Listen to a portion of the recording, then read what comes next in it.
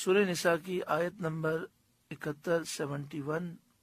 سورہ نساء کا رکو نمبر 10 اور 5ویں پارے کا 7واں رکو۔ یا ایھا الذین آمنوا،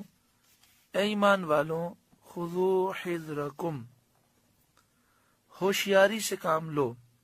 دشمن کی گھات سے بچو، یعنی دشمن کے لیے تر نوالا نہ بنو اور اسے اپنے اوپر موقع نہ دو۔ ایک قول یہ بھی ہے کہ ہتھیار ساتھ رکھو۔ فانفروا ثبات او انفروا جمیعا، پھر دشمن کی طرف تھوڑے تھوڑے ہو کر نکلو یا اکٹھے چلو۔ وَإِنَّ مِنْكُمْ لَمَن لَيُبَطِّئَنَّ، اور تم میں کوئی وہ ہے کہ ضرور دیر لگائے گا، یعنی منافقین وہ دیر لگائیں گے۔ فَإِنْ أَصَابَتْكُمْ مُصِيبَةٌ، پھر اگر تم پر کوئی مصیبت آ پڑے، قَالَ قَدْ أَنْعَمَ اللَّهُ عَلَيَّ إِذْ لَمْ أَكُنْ مَعَهُمْ شَهِيدًا، تو کہے گا اللہ کا مجھ پر احسان تھا کہ میں ان کے ساتھ حاضر نہ تھا۔ پہلی آیت کریمہ میں یہ فرمایا گیا کہ ہوشیاری سے کام لو،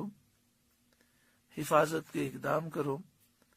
اس سے معلوم ہوا کہ دشمن کے مقابلے میں اپنی حفاظت کی تدبیریں جائز ہیں۔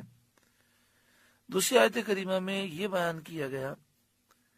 کہ منافقین وہ جب مسلمان جہاد پر جاتے ہیں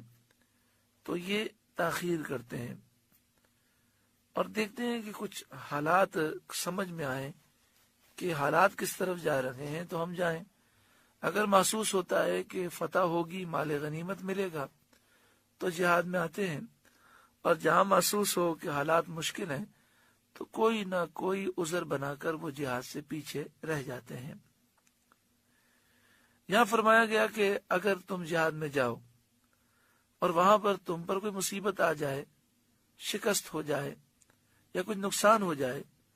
تو منافقین یہ کہتے ہیں کہ اللہ تعالیٰ کا مجھ پر احسان ہوا، میں نے بڑی عقل مندی سے کام لیا، اچھا وہ میں ان کے ساتھ نہ گیا۔ وَلَئِنْ أَصَابَكُمْ فَضْلٌ مِّنَ اللَّهِ، اور اگر تمہیں اللہ کا فضل ملے، تمہیں فتح مل جائے، مال غنیمت ہاتھ میں آ جائے، لَيَقُولَنَّ كَأَن لَّمْ تَكُن بَيْنَكُمْ وَبَيْنَهُ مَوَدَّةٌ، تو ضرور وہ کہے گا گویا تم میں اس میں کوئی دوستی نہ تھی، یعنی اس کے کہنے کا انداز یہ ہے کہ تم سے گویا کہ اس کا تو کوئی تعلق ہی نہیں ہے۔ یا لیتنی کنت معہم فافوز فوزا عظیما، اے کاش میں ان کے ساتھ ہوتا تو بڑی مراد پاتا، یعنی تمہاری فتح پر اسے کوئی خوشی نہیں، صرف یہ افسوس ہے کہ میں جنگ میں کیوں نہیں گیا تو یہ مال غنیمت مجھے مل جاتا۔ فَلْيُقَاتِلْ فِي سَبِيلِ اللَّهِ الَّذِينَ يَشْرُونَ الْحَيَاةَ الدُّنْيَا بِالْآخِرَةِ، تو انہیں اللہ کی راہ میں لڑنا چاہیے جو دنیا کی زندگی بیچ کر آخرت لیتے ہیں، جنہوں نے آخرت کے لیے دنیا کی زندگی قربان کر دی، انہیں اللہ کی راہ میں جہاد کرنا چاہیے۔ وَمَن يُقَاتِلْ فِي سَبِيلِ اللَّهِ، اور جو اللہ کی راہ میں لڑے، فَيُقْتَلْ، پھر مارا جائے، شہید ہو جائے، او یغلب، یا غالب آ جائے اور غازی بن کر واپس آئے، فَسَوْفَ نُؤْتِيهِ أَجْرًا عَظِيمًا، تو ان قریب ہم اسے بڑا ثواب دیں گے۔ وَمَا لَكُمْ لَا تُقَاتِلُونَ فِي سَبِيلِ اللَّهِ، اور تمہیں کیا ہوا کہ تم اللہ کی راہ میں نہ لڑو، یعنی جہاد فرض ہے